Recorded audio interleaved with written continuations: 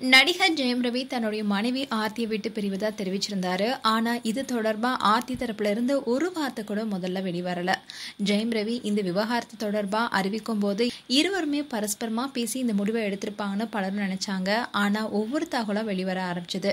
அதை கேட்டு பலரும் அதிர்ச்சி அடைஞ்சாங்க. தமிழ் சினிமாவில் கடந்த சில மாதங்களா மிகவும் பரபரப்பா பேசப்படும் பேச்சுக்களை படத்துடைய ப்ரொமோஷன்களை குறித்த பேச்சுக்களை விடவும் நடிகர்களுடைய விவகாரத்தை குறித்த பேச்சுக்கள் அதிகமாக இருக்கு. சில மாதங்களுக்கு முன்னாடி ஜிவி பிரகாஷ் ஐந்து விவகாரத்தை குறித்து பேசப்பட்டு வந்த நிலையில இப்போ ஜெயம் ரவி ஆர்த்தி குறித்த பேச்சுக்கள் அதிகமாக இருக்கு.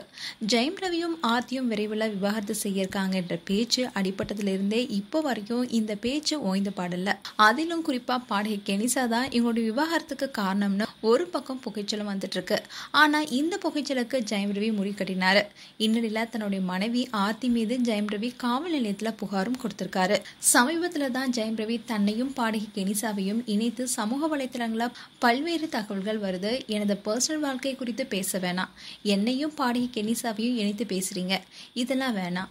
பாடகி கெனிசா ஒரு ஹீலர், நானும் பாடகி கெனிசாவும் இணைந்து எதிர்காலத்துல ஒரு ஹீலர் சென்டர் தொடங்கலான்னு இருக்கோம்னு சொல்லியிருந்தாரு. அண்ட் கொஞ்ச நாளைக்கு முன்னாடி தான் சோசியல் மீடியா பேஜையும் அதோடைய பாஸ்வேர்டையும் மனைவி ஆர்த்தி கிட்ட இருந்து மீட்டதா தெரிவிச்சிருந்தாரு. அது மட்டும் இல்லாம ஆர்த்தியுடன் இருந்த போட்டோ வீடியோ எல்லாத்தையுமே டிலீட் பண்ணிட்டாரு. இந்நிலையில தன்னுடைய மனைவி ஆர்த்தி கிட்ட இருக்கும் தன்னுடைய உடைமைகளை மீட்டு தர கோரி நடிகர் ஜெயம் ரவி மனைவி ஆர்த்தியின் மேல அடையார் துணை காவல் ஆணையரிடம் புகார் மனு அளித்துள்ளதாகவும் அதில் சென்னை ஈசிஆர் சாலையில் இருக்கிற ஆர்த்தி வீட்டில் இருக்கும் தன்னுடைய உடைமைகளை மீட்டு தர வேண்டும் என்று காவல்துறையிடம் கோரிக்கை விடுத்திருப்பதாகவும் கூறப்படுது. ஆனால் பலரும் ஆர்த்தியிடம் இருந்து வீட்டை மீட்டு தருமாறு புகார் கொடுத்துள்ளதாக சமூக வலைதளத்தில் ஒரு செய்தி பரவிட்டு வருது.